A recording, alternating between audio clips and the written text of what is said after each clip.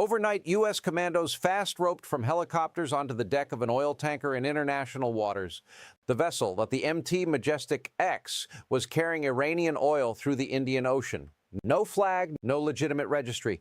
A sanctioned, stateless ship moving product the U.S. has spent months trying to stop. The commandos took control without firing a shot.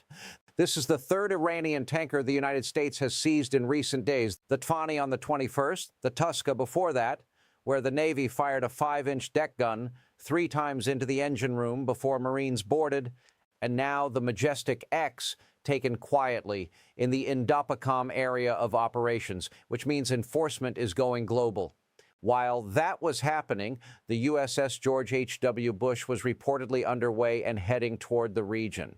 At current speed, it arrives in approximately 5 days. If that report is accurate, the United States will soon have 3 aircraft carriers within strike range of Iran simultaneously. That has not happened in this conflict before, and what it means for the next 72 hours is not what most people think.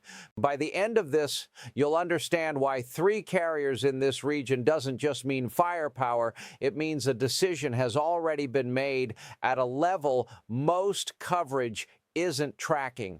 To understand what's happening in the waters around Iran right now, you need to understand the architecture of what the United States built here, because this is not improvised. The U.S. announced a military blockade of Iranian ports. Ships were warned with flares.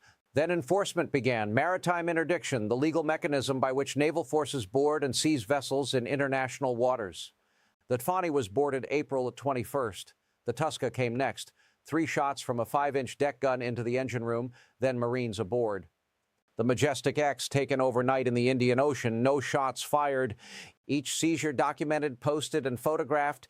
CENTCOM released images of F-18s aboard the USS Ford, early warning aircraft on deck, jets landing after operations. The visual communication is deliberate. Iran has not watched this passively. As U.S. forces seized tankers, Iran further mined Hormuz. IRGC commandos, masked, carrying AK-47s, boarded their own vessel and cleared sections of it. Both sides are now seizing ships in the same waterway. The Majestic exporting was clean. No gunfire. Commandos in control within minutes. 24 hours earlier, Iran's masked IRGC boarded a different ship in the same waters with AK-47s. The core conflict right now is that both the United States and Iran are boarding ships in Hormuz and surrounding waters, and neither side has drawn a line indicating where this stops. U.S. policy, as stated, is direct. International waters cannot shield sanctioned actors. Enforcement will continue globally. Iran is matching the operational tempo with its own. The diplomatic track is functionally broken.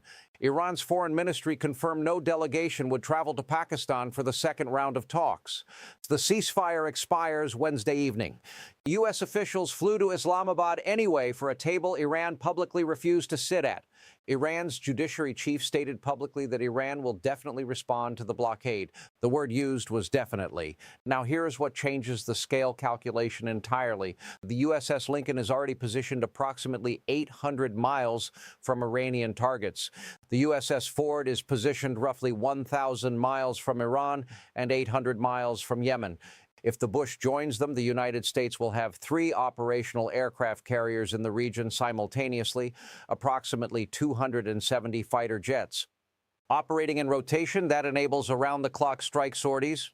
No gaps, no windows where Iranian air defense systems rest, a continuous sustained air campaign capability.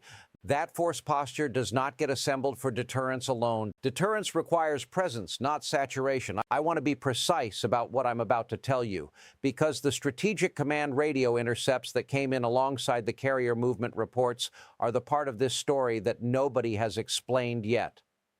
A shortwave observer monitoring Strategic Command frequencies captured coded transmissions. Tango, Sierra, Uniform, 46 Kilo, Tango Hotel Romeo. The meaning is not publicly known. They could be grid coordinates, authentication codes, or operational sequencing markers.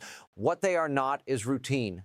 Strategic Command traffic at elevated volume during simultaneous naval escalation, carrier movement, and ceasefire expiration is not background noise. The initial framing around 3 carriers is that this is maximum pressure designed to force Iran back to the table before Wednesday. That framing requires Iran to respond to pressure.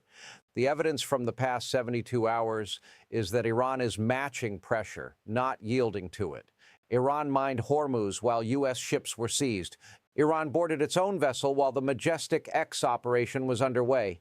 Iran rejected Pakistan while the ceasefire clock ran. The three-carrier posture, the globally expanding interdiction campaign, and the strategic command radio traffic are not three separate stories. They are one story. The United States assembling operational infrastructure for a sustained air campaign, not just maintaining interdiction pressure. The distinction matters because interdiction is reversible. A sustained air campaign, once initiated, creates its own escalation logic.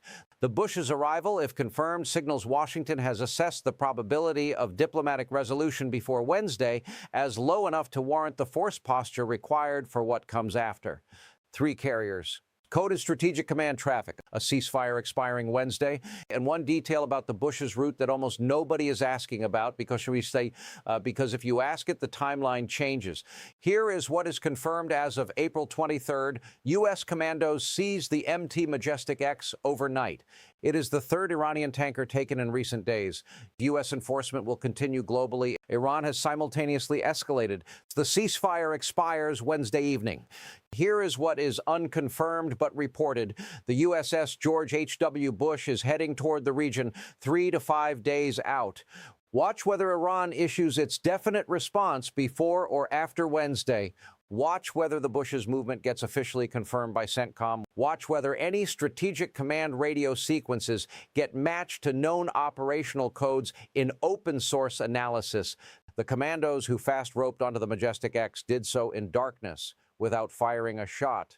Controlled, deliberate, precisely the kind of operation that looks like enforcement until it doesn't anymore. Three carriers. Wednesday evening, a definite response that hasn't come yet. The question is not whether the next move happens.